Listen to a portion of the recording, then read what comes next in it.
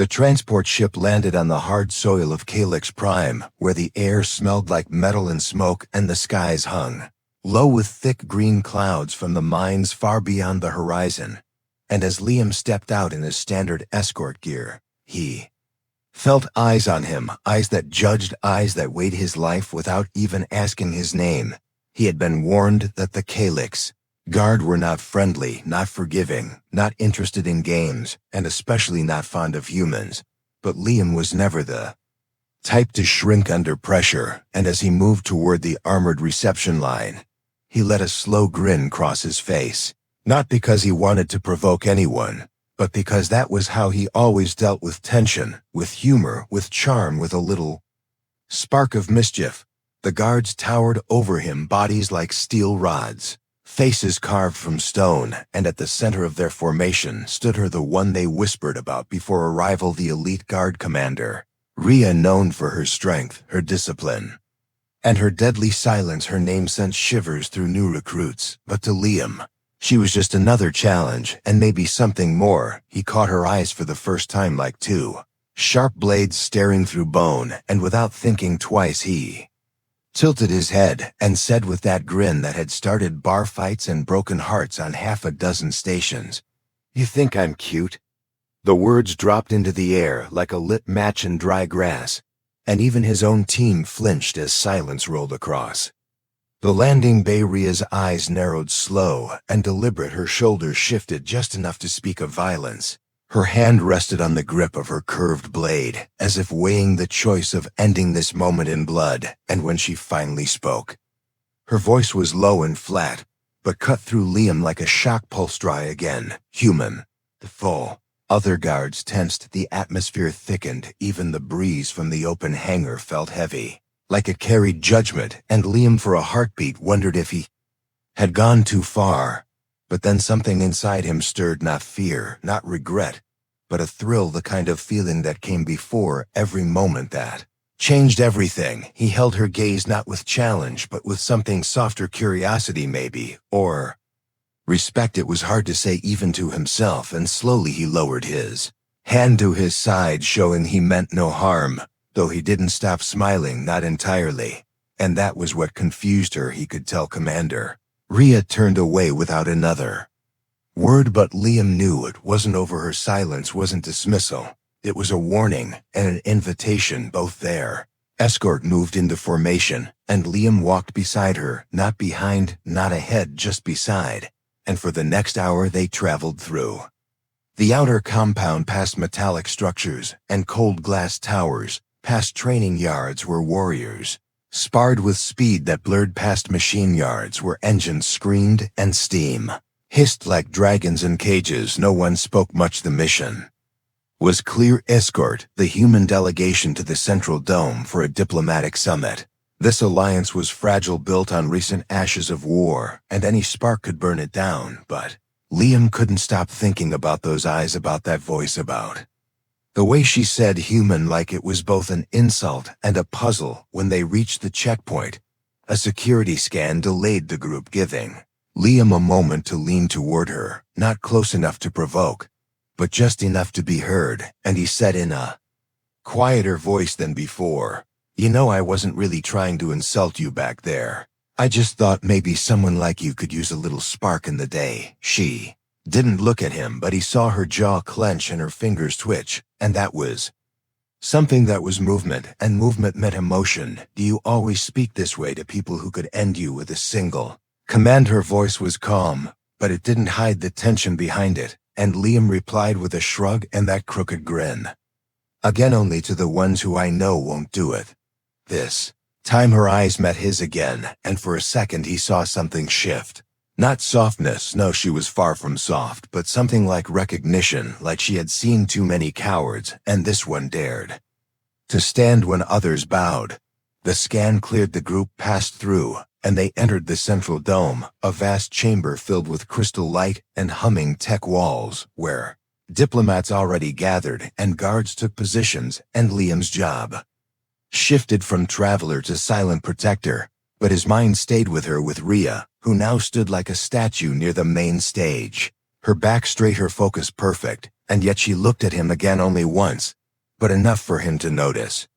She was watching and she was thinking, and that was more than he had expected. Night fell over Calyx Prime, and the summit ran long and dry, but Liam never felt tired. Not that night, not under those skies, not with that look still fresh in his memory. And somewhere deep in him something had awakened. Not love, not yet, maybe not ever, but something bold, something ancient, the thrill of meeting someone who did not flinch, who did not bend, and who might just be the storm he never knew he needed.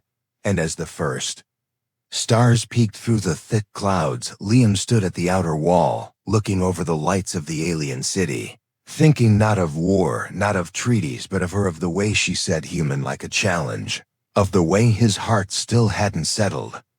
Since she did. The next morning came without warning as the artificial sun lit up the sky dome above the city, pouring a warm yellow hue across the steel and glass of Calyx Prime. And while the diplomats prepared for long talks inside the summit hall, Liam found himself standing in front of a heavy transport carrier wearing a half-armored vest and scanning over a digital briefing that made little sense to him, but it seemed his day would be different than expected. He had been reassigned not to guard duty inside the dome, but to an outer perimeter mission, involving a convoy escort to a communication tower just outside the city limits. And what caught his attention even more than the sudden shift in orders was the name listed beside his on the assignment roster: Rhea, the same warrior whose glare had frozen the air the day before, and whose voice still echoed in his head.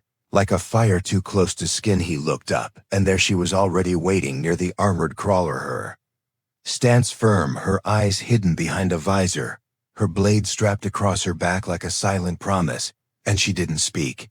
When he approached, she only turned and climbed into the vehicle, leaving him no choice but to follow inside the transport. The air was thick with silence and the hum of the engine below their feet. Liam sat across from her, watching the way she barely moved the way. Her armor fit perfectly, like it was part of her, not protection but identity, and he wanted to say something. Anything to break the stillness, but nothing came out, not yet. Transport rolled through the outer city past automated turrets and scanner drones, through checkpoints manned by both alien and human soldiers, and for a while, it felt like progress. Like the two worlds were learning to walk together, even if they still stumbled. Liam noticed something strange as they got closer to the outer districts. The streets became less crowded, the patrols less frequent, and a sharp buzzing filled the come lines every few minutes, as if someone somewhere was watching or listening without permission. Rhea seemed to notice it too, and she tapped a few commands into her forearm screen, sending silent alerts to the command network. Without breaking eye contact with the road ahead, her voice low and calm when she finally spoke. "This route is not secure. Someone has rerouted us from the standard patrol path." Liam leaned forward, checked the digital map, then looked back at her with a raised brow and a forced grin. "So, are we walking into a trap or just taking the scenic route?" She didn't smile, didn't even twitch, her eyes stayed focused, but she replied without hesitation, "If it is a trap, we will walk out of it the same way we entered, upright." The crawler turned off the main road and rolled into a narrow canyon pass lined with jagged black rock and low visibility, where signal strength dropped and radio contact with command flickered in and out, and Liam's fingers tightened around the grip of his pulse rifle, not from fear but from instinct. Then it happened. A sudden blast from the left ridge sent the crawler tipping sideways, sparks flying, metal groaning, and Liam was thrown against the wall as Rhea moved in one fluid motion, pulling him back and using her armored frame to shield him from debris. Without hesitation, without pause, like it was routine, the vehicle landed hard on its side, and before the dust settled, enemy figures emerged from the rocks, not standard troops but rogue warriors wearing broken symbols, carrying mismatched weapons and shouting in a language Liam did not understand, but Rhea clearly did. She stood first, ignoring the pain in her shoulder, her blade already drawn, and before Liam could blink, she launched forward, cutting through two of them with precision and fury. Her body Moving like lightning, her movements clean, and finally Liam scrambled out the opposite side, found cover behind a jagged outcrop, and began firing short controlled bursts. Each shot aimed not just to kill, but to protect her, to keep the space around her clear. And as they fought side by side, something shifted in the rhythm of the battle. They moved like a unit. Unspoken signals shared through glances and nods. Rhea covered the high ground. Liam took the flank. They trusted each other, without asking, without doubting, and in that chaos something ancient stirred, the kind of bond that forms only in the fire of survival. When the last attacker fell, and the smoke cleared, Rhea stood over the battlefield, breathing steady, her armor scorched in places, her blade still humming with heat, and she looked at Liam not with anger, not with disgust, but with a strange stillness that held a quiet question. He looked back at her chest, rising fast pulse, still racing, not from fear, but from the strange thrill of standing beside her, of surviving with her. And before he could speak, she spoke first. Why did you not run when they attacked? You are human, you are fragile, they could have killed you. He wiped the dust from his face, shrugged his tired shoulders, and smiled, though his lips were cut. Because I knew you wouldn't let them. For the first time her expression broke just a little, not a smile, not a frown, just a flicker of something behind her eyes, like surprise or maybe confusion. And she said nothing for a long moment, as the wind swept over the canyon and the broken crawlers sparked behind them. We walk from here. The signal is down, and reinforcements will take too long. The tower is not far, and the data it holds must not fall into enemy hands. Liam nodded, adjusted his gear, and fell into step beside her again, walking into the dust and the heat and whatever else waited ahead. And as they moved, he noticed she didn't walk ahead of him, this time not behind either. They walked together, side by side, step for step. For reasons he couldn't explain, it meant something more than any medal or mission he had ever completed. The path through the canyon stretched ahead like a broken scar on the land, winding between sharp stones and silent cliffs where shadows moved without sound. And though they had left the fight behind, the tension still clung to the air, thick and heavy, as if the land itself was watching. Liam walked beside her, his body aching from the blast, his mind racing not from fear, but from something harder to name, something that stirred deeper than instinct, something pulled by every glance she gave him, even when her face remained unreadable, even when her steps never slowed. She did not ask if he was injured. She did not offer comfort, but every time the ground shifted or the wind picked up, she moved slightly closer. And every time he stumbled, she adjusted her pace without a word, without making it feel like pity. The silence between them was not empty, it was full of things left unsaid, full of moments that carried weight, like the way her hand brushed his arm when he nearly tripped, or the way she looked at him, not like a soldier, not like a stranger, but like someone trying to understand. After an hour of walking, the canyon opened into a wide, dry basin where the sun beat down harder and the air shimmered with heat, and in the distance the communication tower rose like a needle of glass and steel cutting into the sky, its structure half buried in rock, half exposed to the open light. They reached the base of the tower and found it quiet, too quiet. No guards, no signs of life, only the hum of old machines and the slow blink of a warning light over the entrance. Rhea scanned the area with narrowed eyes, her weapon drawn, her body still and alert, while Liam moved forward, checking for traps or motion sensors, anything that might give away another ambush inside the tower. It was cool and dark, the air thick with dust and the scent of burned circuits. And as they climbed the spiral walkway, Liam finally broke the silence, his voice low, careful not to echo. You said back there, those attackers spoke your language, but not your code. Who were they? Rhea hesitated for the first time, her steps slowing, her hand tightening slightly on the railing, and when she answered, her voice came softer than he had ever heard it. They were from a faction that broke away after the war. They believe peace with humans is a betrayal. They follow old fire. The term meant little to Liam, but the way she said it, the way her voice dropped, made it sound like more than just a name. That sounded like something dangerous, something that still burned.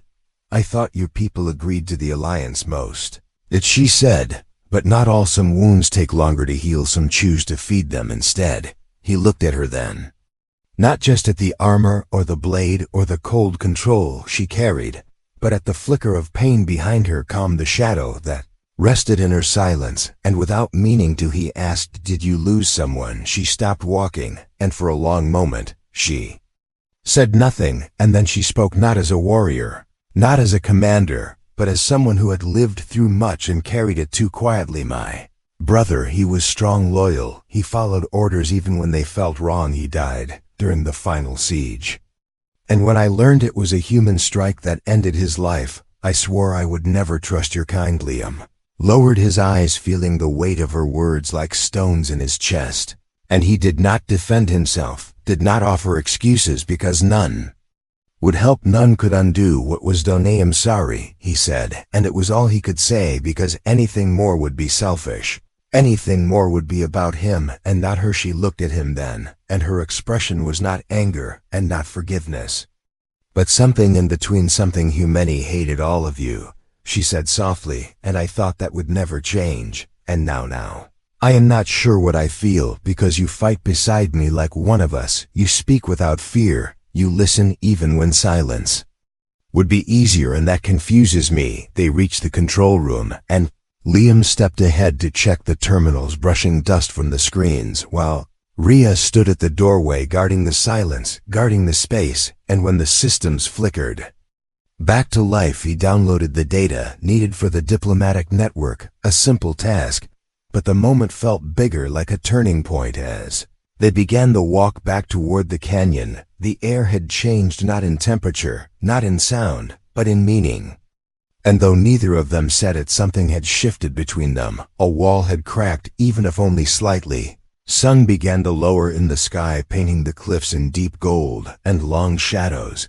And as they climbed back into the higher ridge, Liam caught her looking at him more than once, and not with suspicion, not with judgment, but with thought, as if measuring something she had never expected to measure. "Why do you smile so much?" she asked at last, and the question came without warning, without tone. He glanced at her, smiled again, without thinking, and said, "Because if I don't laugh, I'll drown in everything else, and because smiling makes it harder for the world to break me." "That is foolish, maybe," he said, "but it works." She looked away again.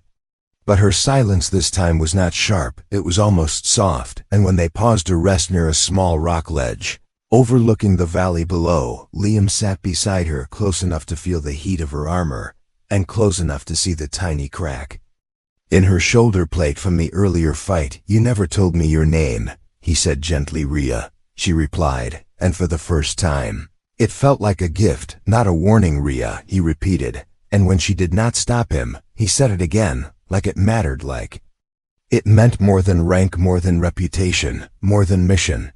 They sat in silence as the sky turned from gold to deep blue stars, flickering into view one by one, and for a brief moment, in a broken land between broken worlds, two warriors sat, not as enemies, not even as allies, but as something not yet named. And for Liam, that silence felt like the start of something real, something raw, something dangerous. Night had fallen across the canyon like a slow-moving tide, swallowing the last traces of light as the stars stretched above them in strange, unfamiliar patterns.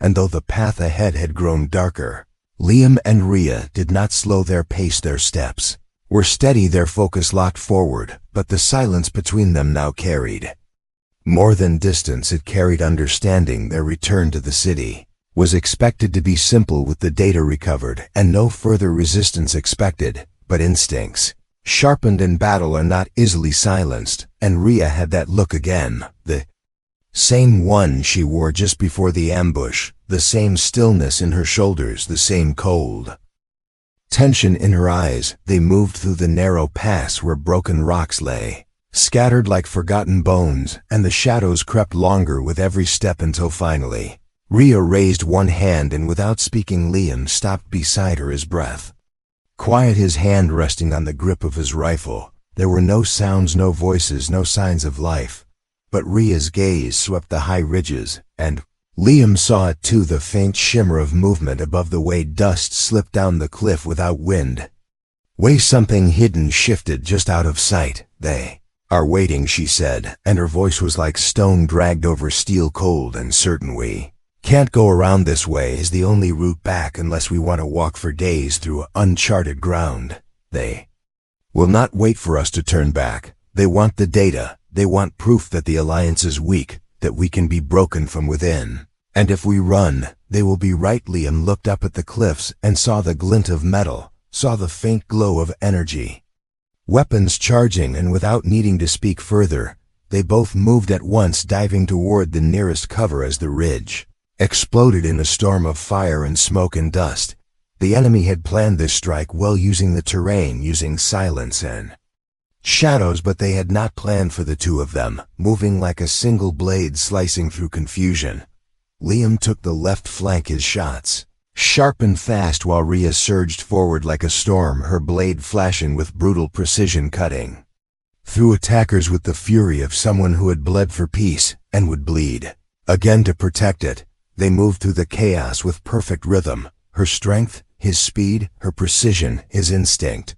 And every enemy they dropped only brought more from the shadows, as if the canyon itself poured out resistance, unwilling to let them leave. Liam ducked behind a boulder, his breath heavy, his chest burning, and when he looked up he saw Rhea surrounded, her blade chipped, her stance uneven, blood dripping from a shallow cut on her leg. But her eyes never wavered, and her grip never shook. He moved before he could think, sprinting across the open ground, drawing fire, pulling the attention of three attackers just long enough for her to strike from behind, taking them down in a blur of motion that left the dust glowing red. "Are you trying to die?" she shouted as they ducked into a crevice, her hands pulling him down, her eyes wild, not with rage, but something sharper, something heavier.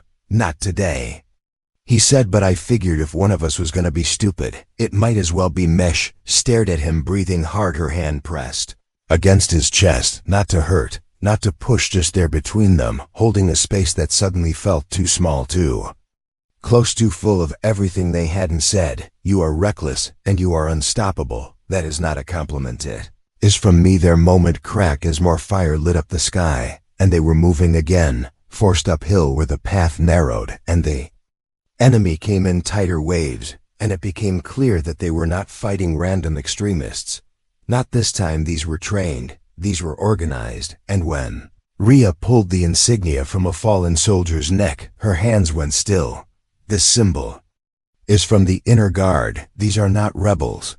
These are insiders, inside your own military, inside the Summit compound. This attack is not to destroy us, it is to silence us. The data we carry must hold something more than coordinates. Then we have to get it back. We have to show them we are not afraid to bleed for this peace." Liam said it without knowing why, only that it felt right, and she nodded once, not with emotion, but with conviction. They climbed the last ridge together, their backs brushing against the rocks, their weapons nearly drained their muscles. Screaming, but still they moved forward until they reached the drop point, a signal booster station just ahead with a wide clearing and no cover. They would be exposed, but the uplink would be strong enough to send the data to the core council, and that was the only chance they had. Rhea looked at him, her face dirtied, her armor cracked, her eyes locked. "Too easy. We'll hold them off. You get the data. Through not happening, we do this together. Or not at all. You are out of ammo and you are injured, but we are not done there." Argument ended not with words, but with movement, as they ran together across the open clearing, drawing fire from every side, dodging blasts with instinct and fire and grit, until they reached the console, and Liam jammed the drive into the slot while Rhea turned and covered his back, using her last energy pulse to knock a sniper off the ridge above.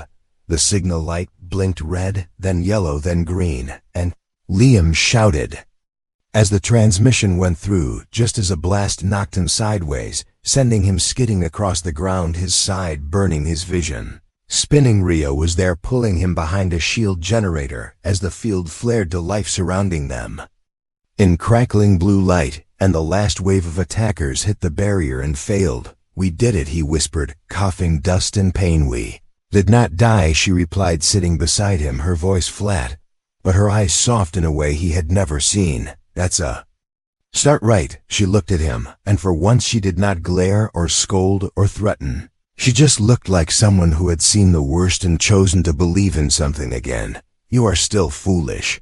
Yeah, but you're still here, and in that quiet after the storm, as the shield held and the stars burned above them.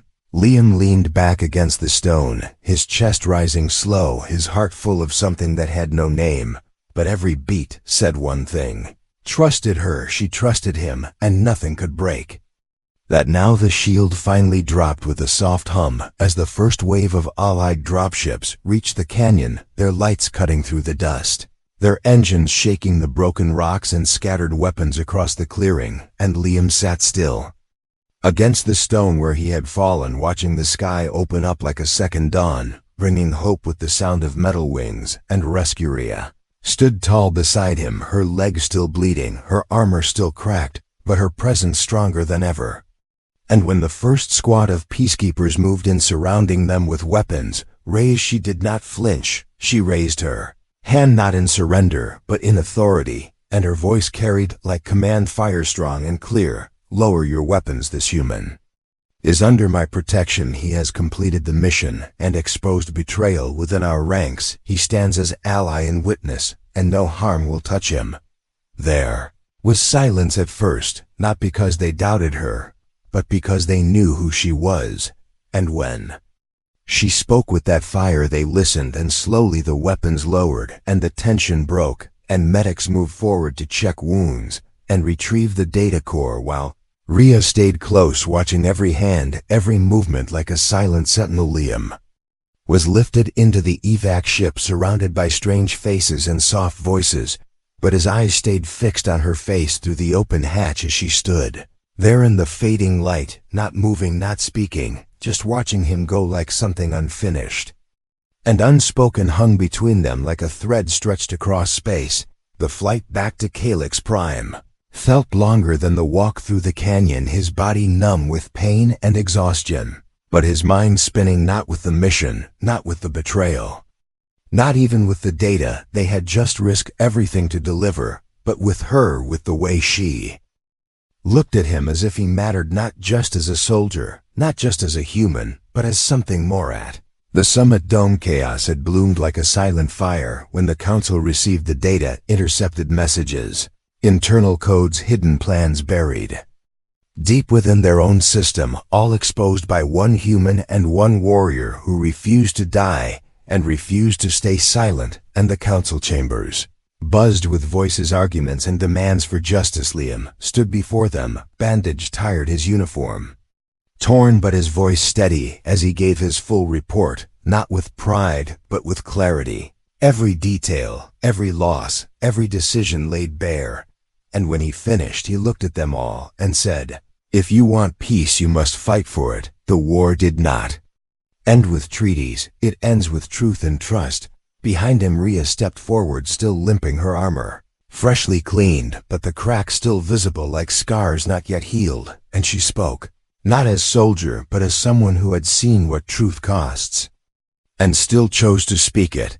This human did not run when the fire came. He did not abandon the mission. He did not doubt me even when I doubted him. He stood beside me through blood and silence, and that is why I stand beside him now, not because I must, but because I choose to. And if that choice is betrayal, then I accept it. But I will not stand with those who kill in the shadows and speak of honor in the light. The room fell into heavy silence, and then the shift began. Whispers first, then slow nods, then a wave of understanding that crossed lines of species and history, and for the first time since the war began, something real took root in that room, something stronger than fear, something greater than survival. Later they stood outside the summit hall beneath the open night sky, where the city lights faded into the stars, and Liam leaned against the rail, watching the sky shift colors slowly, while Rhea stood beside him, quiet, arms folded, gaze far beyond the buildings, beyond the hills, maybe beyond the planet itself. "So what now?" he asked, his voice soft, carried by the wind. "Do you go back to your post, to your people, and forget this ever happened. She did not answer right away, her eyes searching the horizon like it held something she had been looking for since the day her brother died. And when she finally spoke, her voice was not cold, it was not hard, it was like water over stone, slow and thoughtful. I do not know. I have served my people with every breath. I have followed orders, carried blades, silenced doubts.